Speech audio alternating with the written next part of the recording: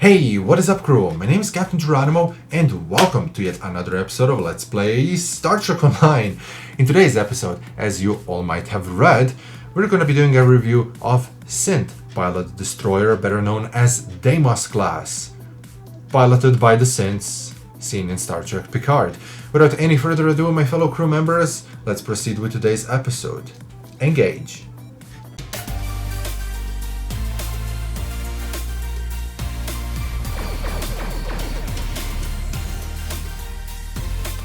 Synth Pilot Destroyer Deimos class can be acquired by opening up Infinity lockboxes. All you will need to do is get Infinity lockboxes, get Master Keys, and have a lot of luck at your side.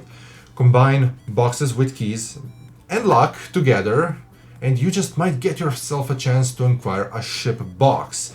This box is going to contain all of the ships that were previously seen in all the previous lockboxes, as well as Infinity lockbox ships only.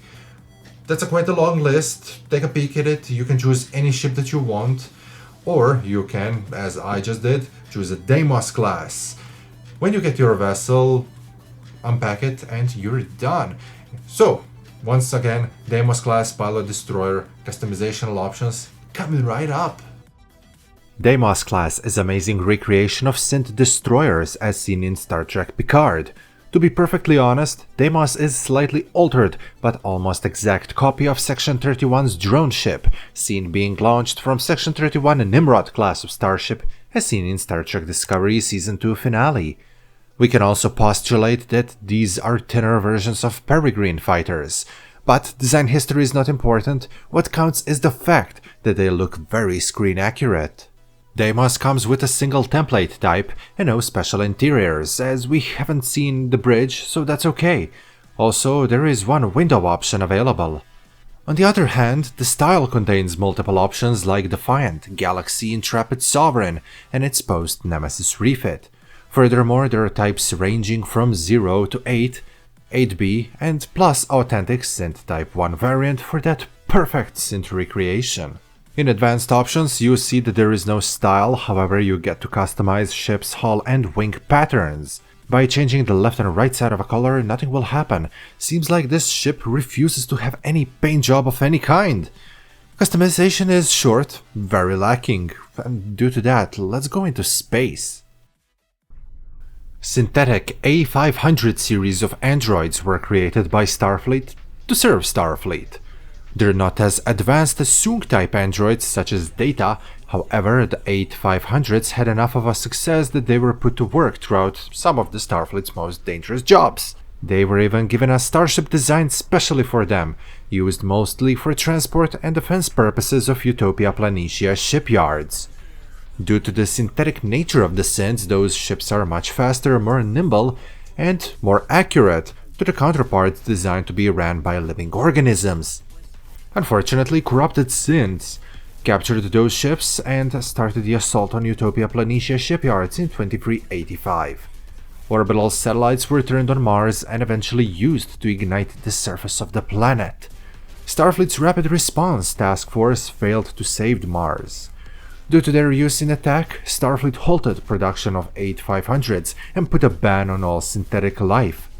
Federation's synth ban was eventually lifted after it was discovered that synthetics were not responsible for that attack, but rather it was all orchestrated by the group of Tal Shiar operatives, better known as Zhat Vash, whose sole mission was to exterminate all synthetic life.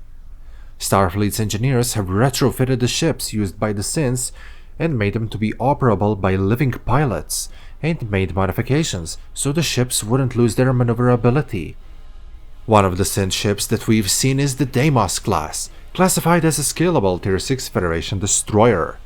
Deimos, like all other Tier 6 vessels, can be used as soon as you finish STO's tutorial mission and will from then on scale up alongside with you.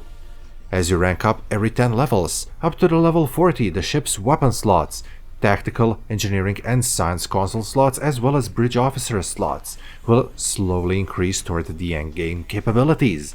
The higher the level that you are, when you get the ship, the less scaling will be required for you to do. If you get it on level 65, no scaling is needed as the ship comes with its full potential. Vessel's mastery points may be earned immediately, but mastery as a system won't be in effect until you reach level 50. Full table of scaling can be seen on the overlay right now. If there is any confusion about the scaling or anything else throughout this video, feel free to ask in comment section. Federation ships are pre-equipped with standard equipment and weapons of the lowest mark, which is available at Starship's minimum rank. Provided pre-equipped items are appropriate for the type of vessel and its belonging time period. When you take Deimos out of its box, it comes pre-equipped with phaser cannons, phaser arrays, and photon torpedo launchers. They're all set to mark infinite, meaning that they will scale up alongside with you throughout the levels, but due to their scaling nature they cannot be upgraded nor can be re-engineered. If you want to use phaser weaponry and photon weaponry, which can be upgraded and then re-engineered, you have to get them from the exchange, loot drops, fleet provisioned facilities, by the trade with other players, or by crafting them for yourself. Pre-equipped weapons and equipment table can be seen on the screen right now. Ship's Admiralty card is ranked as 2-star rarity tactical card with 41 engineering, 65 tactical, and 20 science points. Deimos' maintenance period is 18 hours, and its special ability is that it will provide plus 10 to tactical points per every tactical ship that you send on Admiralty mission alongside with the Deimos. On level 65, your destroyer comes with 51,750 hull hit points. There are 5 forward weapon slots that allow your ship to slot dual cannons. Also, there are 2 standard aft weapon slots. Those aft weapon slots are backed up with experimental weapon slot, which is pre-equipped with kinetic feedback matrix. Available bridge officer stations are Commander Tactical Cross Pilot, Lieutenant Commander Tactical Cross Intelligence, Lieutenant Commander Engineering, Lieutenant Science, and Ensign Universal.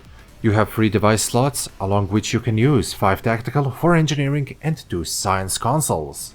Starship's modifiers are 1.15 for the hull, 0.95 for the shields, and 0.21 for the impulse. Ship's turn rate is graded as slippery 17 degrees per second with inertia rating of 70.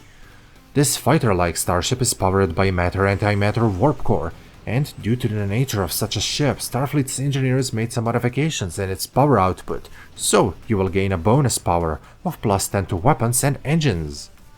Before we keep on going, let's do a short commercial break in here.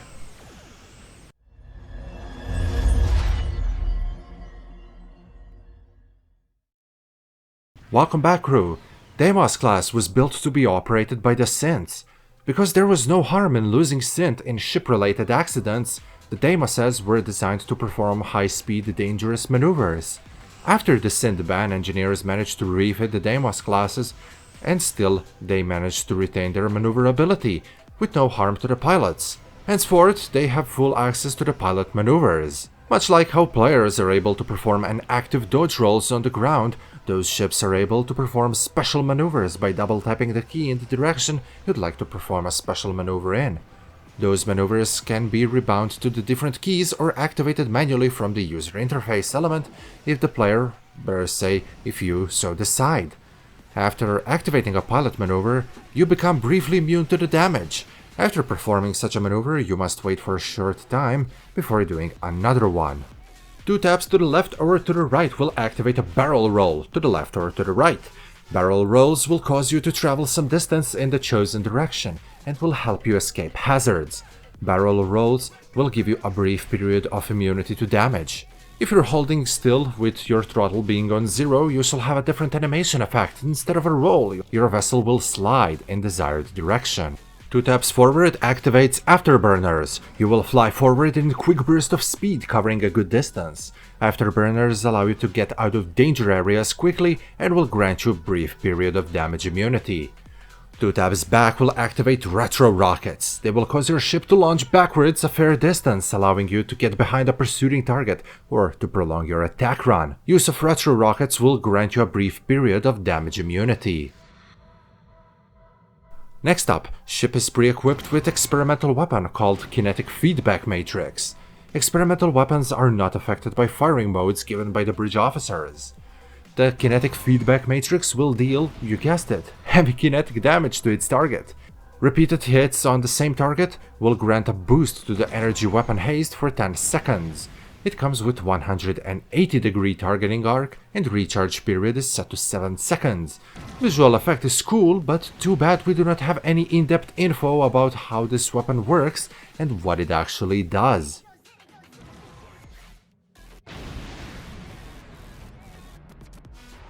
As we're talking about the normal tier 6 vessel, there is 5-tier mastery skill tree of Destroyer, which is comprised out of precise weapon systems, enhanced weapons banks, devastating weaponry, enhanced weapon systems, and starship's trait, formation flying.